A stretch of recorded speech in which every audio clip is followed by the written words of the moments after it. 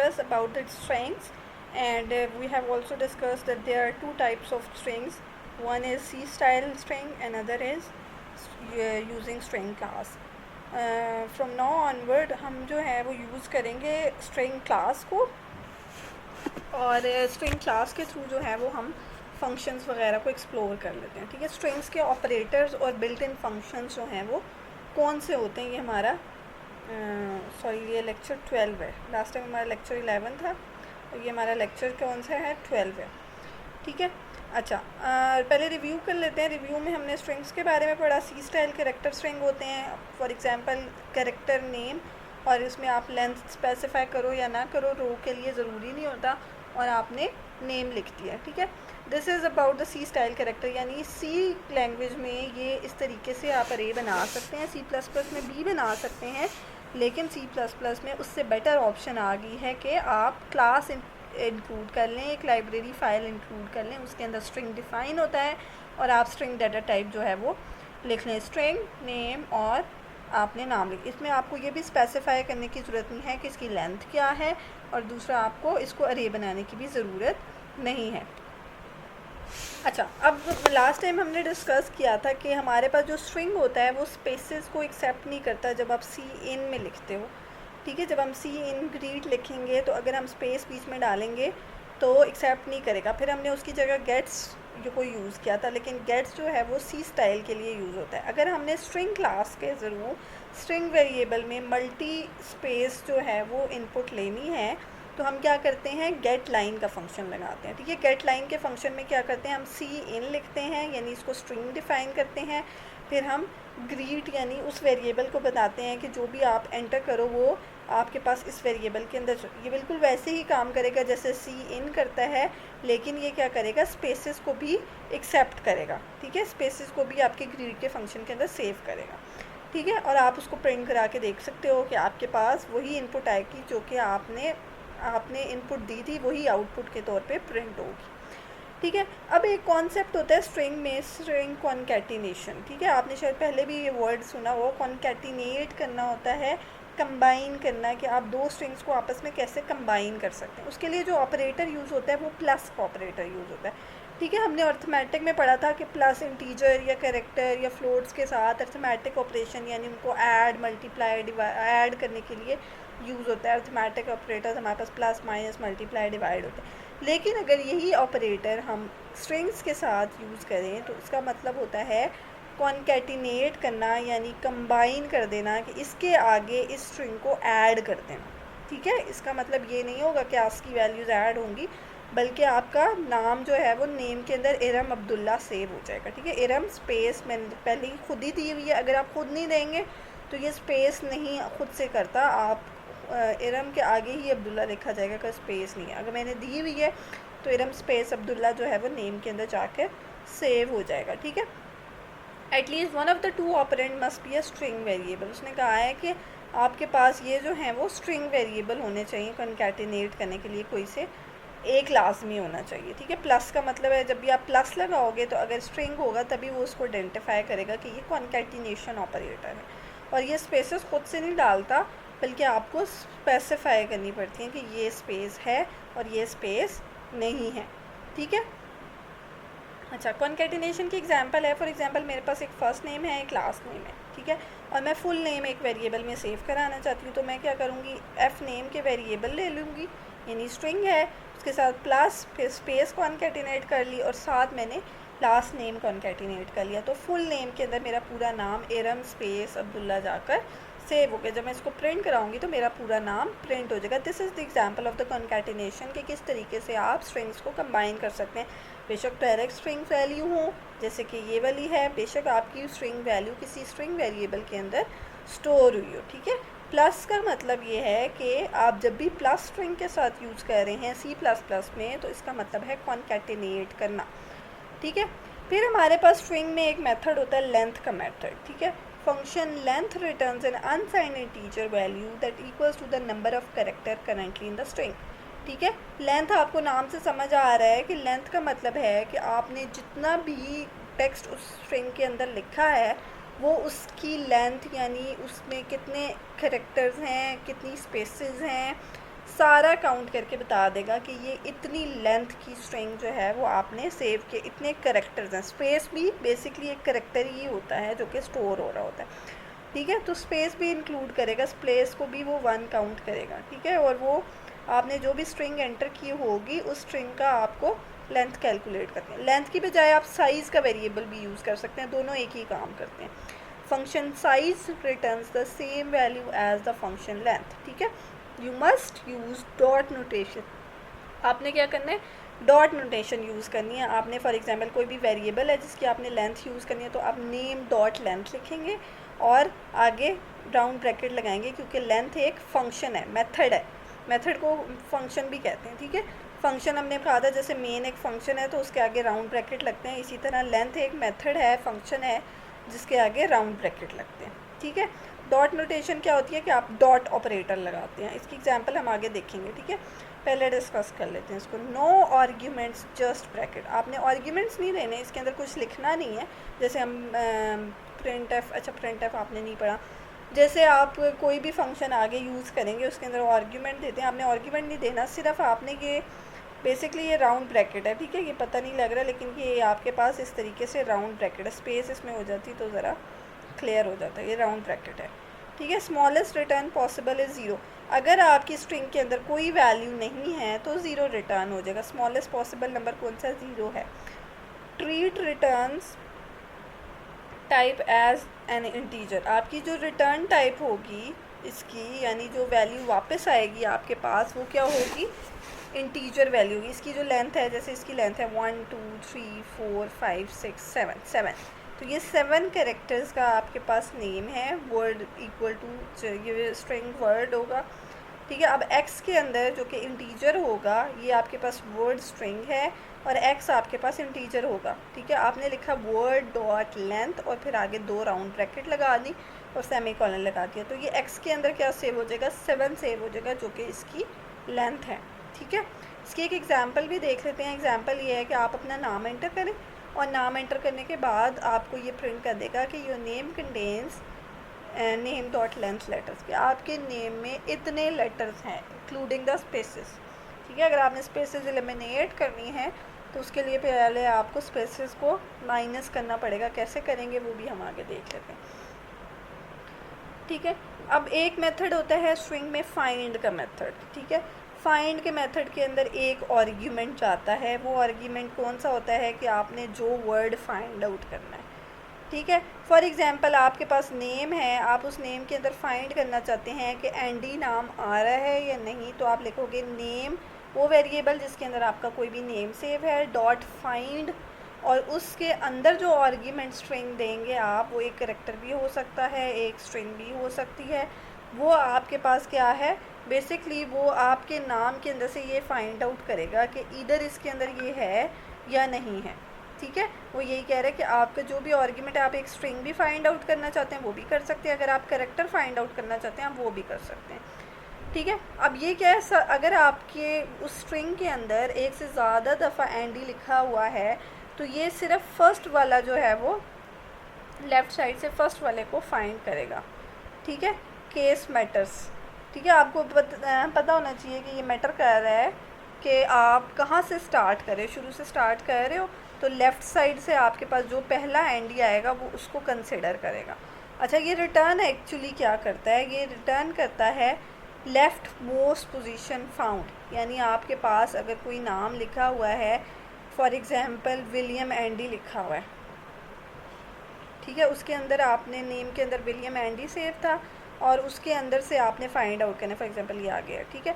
तो आपने यहाँ से वो क्या है, 0 पोजीशन, आपको पता है ना अरे क्या होती है, 0 इंडेक्स से स्टार्ट होती है, तो आपकी 0 पोजीशन, फिर आपकी 1 पोजीशन और ये 2 पोजीशन, यानी आपको रिटर्न क्या करेगा, इंडेक्स रिटर्न करेगा, आपको 2 रिटर्न करेगा कि आपके पास 2 नंबर पे एंडी सेव है, ठीक है। यहाँ मैंने पूरा लिखा नहीं है लेकिन यहाँ पे एंडी होना चाहिए, पूरा मैच, ए कैपिटल हो, एन डी वाई हो ना स्मॉल हो, तब ये आपको मैच करके देगा। और अगर आपके पास नहीं है तो फिर कोई पोजीशन आपको रिटर्न नहीं करेगा, ठीक है, नल रिटर्न कर देगा आपको। अच्छा, function find returns an unsigned integer, ठीक है। आपको क्या अनसाइंड इंटीजर वो रिटर्न करता है, that is the beginning position of the first occurrence of a particular सब string with in the string. ठीक है, वही बात जो मैंने आपको कही कि आपका जहाँ पर पहली दफ़ा नाम आएगा उसका स्टार्टिंग पॉइंट बता देगा जो कि आपको रिटर्न करेगा। ठीक है, the sub string argument can be a string constant. जो आप स्ट्रिंग जो सब स्ट्रिंग आप लिख रहे हो वो आपका स्ट्रिंग कांस्टेंट होता है या स्ट्रिंग एक्सप्रेशन होता है या कैरेक्टर वैल्यू होती है। ठीक है, आप उसको स्ट्रिंग कांस्टेंटली लिख सकते हैं, यानी आप कोई वेरिएबल है कांस्टेंट टाइप का वेरिएबल आपने बनाया है वो दे दें, या आप खुद से कोई स्ट्रिंग एक्सप्रेशन लिख दें वो भी है, यानी कॉन्कैटिनेट करके। कोई एक्सप्रेशन का क्या मतलब है, कोई वैल्यू कॉन्कैटिनेट करके, या आप सिंपल एक कैरेक्टर देते हैं वो भी आपके पास सब स्ट्रिंग में एक्सेप्ट करेगा। कुछ भी आप जो भी स्ट्रिंग से रिलेटेड चीज़ दे रहे हैं वो आपका फाइंड का मेथड एक्सेप्ट करेगा। If the sub string was not found, अगर सब स्ट्रिंग नहीं मिलेगा, function find return the special value string and pause. ठीक है, अगर आपके पास सब स्ट्रिंग कोई वैल्यू रिटर्न नहीं करेगा तो आपको एन पोजीशन जो है वो रिटर्न कर देगा। ठीक है, वो क्या है वो भी देख लेते हैं। अच्छा, फॉर एग्जांपल आपने नेम लिया, आपने यूज़र को कहा enter your full name, enter your name, या जो भी गेट लाइन से आपने यूज़र से नेम ले लिया, और अब आपने पोजीशन लेनी है, and position name dot find. अब मैंने क्या फाइंड आउट किया, एक स्पेस, जहाँ पर भी नेम के बीच में स्पेस आती है तो हमें पता है कि वो उसका फर्स्ट नेम जो है वो ख़त्म हो जाता है, फिर सेकंड नेम लिखता है तो वो स्पेस देता है। तो मैंने क्या किया, वो स्पेस फाइंड आउट करके मैंने लिखा your first name contains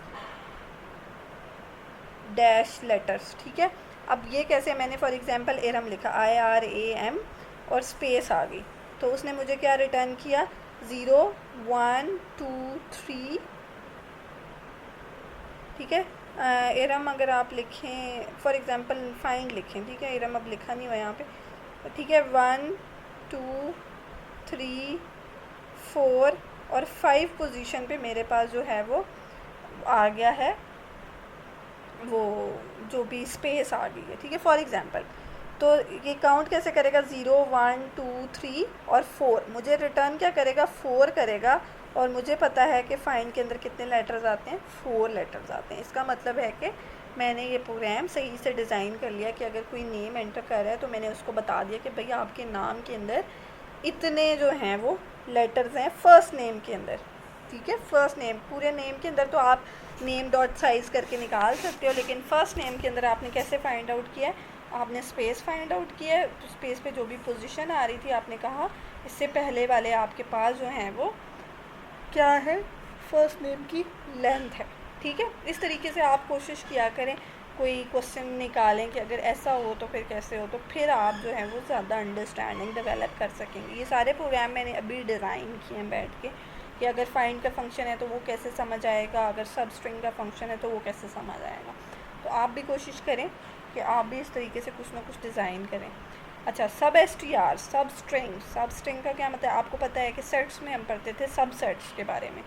set हमारे पास क्या होता था कि एक बड़ा सेट है और उसका अगर उसमें उसकी कुछ वैल्यूज़ अगर किसी सेट में हों तो हम उसको सब सेट कहते हैं। उसका सब स्ट्रिंग भी यही होता है कि अगर आपके पास एक लार्ज स्ट्रिंग है और उसमें से कुछ पार्ट ऑफ द स्ट्रिंग एक और स्ट्रिंग में सेव है तो वो स्ट्रिंग दूसरा स्ट्रिंग जो है पहले स्ट्रिंग का सब स्ट्रिंग होता है। ठीक है, तो सब स्ट्रिंग का एक मेथड होता है जिसके ज़रिए आप जो है वो सब स्ट्रिंग फाइंड आउट कर सकते हैं। अच्छा, जब भी आपने सब स्ट्रिंग निकालना है तो आपको 2 आर्ग्यूमेंट्स देने पड़ते हैं। One is starting position of the sub string and second one is length of the string. ठीक है, फॉर एग्जांपल आपने नेम के अंदर से सब स्ट्रिंग कोई भी नेम किसी ने एंटर किया है, आप चाहते हो कि 4th पोजीशन से लेकर आगे 3 पॉइंट्स तक जो भी वैल्यू आ रही है वो आपके पास किसी और स्ट्रिंग में जाकर सेव हो जाए, तो वो बेसिकली आपने 2 आर्ग्यूमेंट्स देने हैं। लेकिन कुछ जगहों पे ये जो है वो एक भी एक्सेप्ट करता है, वो भी डिस्कस कर ले। First argument is the position. पहला क्या है, पोजीशन है कि कहाँ से आपने स्टार्ट करना है to start the string. Position of character within a strings are numbered starting from. अच्छा, ये बात याद रखें कि आपकी पोजीशन जो है वो 0 से स्टार्ट होगी। अगर आपने ये वाली पोजीशन देनी है R वाली तो आप इसको काउंट करोगे 0 1 2 3 4 5, आप 5 एंटर करोगे। ठीक है, तो आपने 0 से इसको काउंट, आप इसको 6 है तो ये 6 लेटर, लेकिन आपने इसको क्या करना है, 5 लिखना है। Second argument is how many character. Second आपने क्या किया, मैंने आगे 3 लिख दिया, तो फॉर एग्जांपल मैंने ये 4 लिखा है, तो 0 1 2 3 4, ठीक है। कोई भी आप इसमें से कोई भी ले सकते हैं, ज़रूरी नहीं है ये तो फंक्शन का नाम है, ये ले लेते हैं, आर्ग्यूमेंट ले लेते हैं, ठीक है। 0 1 2 3 4, तो आपके पास बेसिकली ये आएगा MEN, ये मैन जो है वो आपके पास जो है वो एक सब स्ट्रिंग बन जाएगा, ठीक है। If second argument is omitted means अगर आप ये साइज़ नहीं लिखते तो ये क्या करता है, पोजीशन से लेकर एंड ऑफ द स्ट्रिंग तक एक सब स्ट्रिंग बना देता है, ठीक है। अगर मैं खाली 4 लिखती तो ये क्या करता, MENTS मिंट्स बना देता, ठीक है।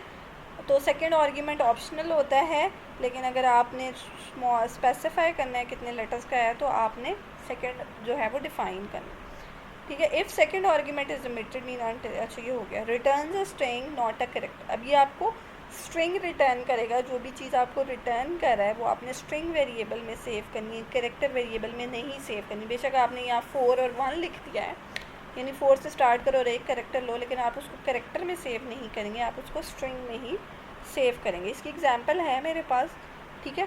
तो एग्जांपल देख लेते हैं। फॉर एग्जांपल मैंने 1 2 3 वेरिएबल बनाया, नेम का, फर्स्ट नेम का, लास्ट नेम का। मैंने यूज़र को कहा आप अपना नाम एंटर करें, यूज़र ने नाम एंटर किया। फिर मैंने जिस तरह पहले फंक्शन में कहा था कि नाम के अंदर से स्पेस फाइंड आउट कर लो, उसने मुझे पोजीशन बता दी कि यहाँ से जो है बेसिकली दूसरा नाम स्टार्ट हो रहा है। अब मैंने ना फर्स्ट नेम और लास्ट नेम की सब स्ट्रिंग बनानी है, ठीक है।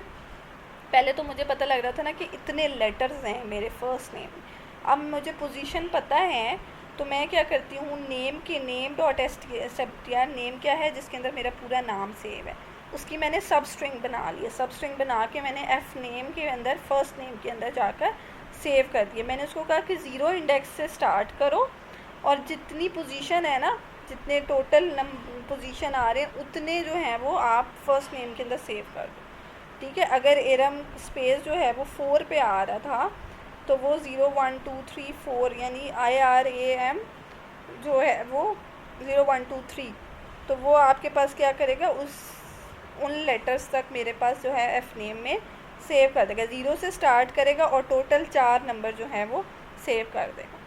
फिर मैंने क्या किया, लास्ट नेम को मैंने क्या किया, जो पोजीशन है ना, पोजीशन मेरी स्टार्ट हो रही है उससे लेकर एंड तक को मैंने लास्ट नेम में सेव कर दिया। तो मैंने कहा मेरा फर्स्ट नेम ये है और लास्ट नेम ये है, तो मैंने क्या किया, दोनों फंक्शंस को कंबाइन कर लिया। फाइंड कर लिया कि स्पेस कहाँ पर आ रही थी, स्पेस से पहले वाले को मैंने फर्स्ट नेम बना लिया और स्पेस के बाद वाले को मैंने लास्ट नेम बना लिया, ठीक है। ये भी मैंने अभी डिज़ाइन किया कि अगर सब STR हमने बनानी है तो उसकी क्या एग्जाम्पल हो सकती है, ठीक है। आप भी इस तरह कर सकते हैं। फॉर एग्जांपल आपने एक एड्रेस लिया, उस एड्रेस में से आपको पता है कि लास्ट में जो है वो सिटी लिखते हैं, तो आप सिटी फाइंड आउट करना चाहते हैं तो आप किस तरीके से फाइंड आउट कर सकते हैं, ठीक है। अच्छा, सबस्क्रिप्टेड नोटेशन आपके पास क्या होती है। सबस्क्रिप्ट नोटेशन आपके पास, another way to access individual element of string is with a subscript. अगर आपने एलिमेंट्स को एक्सेस करना है तो आप कैसे करते हो, सबस्क्रिप्ट के ज़रिए एक्सेस करते हो। इफ़ वर्ड जो है देन वर्ड 0 इज़ जे। अब आपको ये मैंने आपको कहा, स्ट्रिंग बेसिकली क्या होता है, कलेक्शन ऑफ करेक्टर्स होता है, ठीक है। करेक्टर अरे होती है। तो अगर आपने जैसे अरे में एलिमेंट को एक्सेस करते हैं, अगर आपने सेकंड एलिमेंट को एक्सेस करना है तो आप वर्ड ऑफ 1 लिखेंगे। अगर आपने फर्स्ट एलिमेंट को एक्सेस करना है तो आप वर्ड ऑफ 0 लिखेंगे, तो वो आपको वो वाला वर्ड रिटर्न कर देगा। इसको जो कहते हैं ना, ये जो ब्रैकेट लिख के करना है, इसको कहते हैं सबस्क्रिप्ट डिफाइन करना। हमने पहले भी अरेज में पढ़ा था, इसको हम सबस्क्रिप्ट कहते हैं या इंडेक्स कहते हैं 0 को, ठीक है। तो इस नोटेशन को क्या कहते हैं, वेरिएबल ब्रैकेट और उसके अंदर आप इंडेक्स या सबस्क्रिप्ट स्पेसिफाई करें, इसको कहते हैं सबस्क्रिप्टेड नोटेशन, ठीक है। Word 1 is O and word 2 is E. Be very careful about assigning string elements values like this. Sometimes the length field is not correctly updated.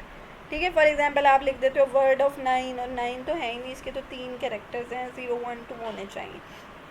तो सबस्क्रिप्टेड नोटेशन जब भी आप यूज़ करें तो आपने देखना है कि आप कितने इंडेक्स तक वैल्यू एक्सेप्ट कर सकते हैं, ठीक है। सबस्ट्रिंग की एग्जांपल क्या है कि अगर आपने यूज़र से नेम लिया, गेटलाइन मैंने क्यों लगाया, ताकि स्पेसिस को भी वो एक्सेप्ट कर सके।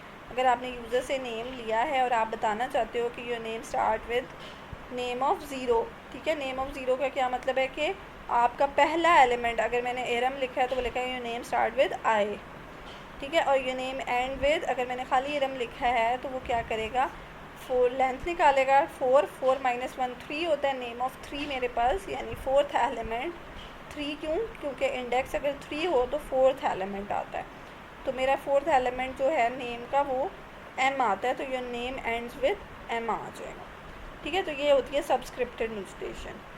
तो this is basically about the built in functions. अब मैं और भी बहुत सारे फंक्शंस थे जो मैं आपको पढ़ाना चाह रही थी, लेकिन अब मैं चाहती हूँ चूँकि आप लोगों की इनपुट कम आ रही है, इसलिए मैं ये चाह रही हूँ कि आप ऐसा करें कि जिस तरीके से मैंने फाइंड, सब str और फंक्शन लिए हैं, तो इस क्लास की जो एक्टिविटी है, लेक्चर थोड़ा शॉर्ट करेंगे, और एक्टिविटी ये है कि आपने कोई से 2 स्ट्रिंग्स के फंक्शन ढूंढने C++ में, कोई भी हो सकते हैं, वो अपेंड भी हो सकता है, इसके अलावा आपके कंपेयर होते हैं, बहुत सारे फंक्शन होते हैं। आप सिंपल स्ट्रिंग्स फंक्शन लिखेंगे आपको बहुत से फंक्शंस मिल जाएंगे। तो आपने कोई से 2 फंक्शन यूज़ करते हुए जो है ना वो एक प्रोग्राम डिज़ाइन करना है, और वो प्रोग्राम जो है वो आपने जिस तरह लैब में आप बनाते हो ना प्रोग्राम, वो प्रोग्राम बना के आपने मुझे जो है वो सेंड करना है, ठीक है। Thank you, that's all about the this week. हमने इस वीक में स्ट्रिंग्स को कवर किया, नेक्स्ट वीक में इंशाल्लाह हम जो है वो स्ट्रक्चर्स की तरफ जाएंगे, और होपफुली आप लोग जो है वो अब थोड़े कॉन्फिडेंट हो गए होंगे about developing the application of C++ based program. Thank you so much.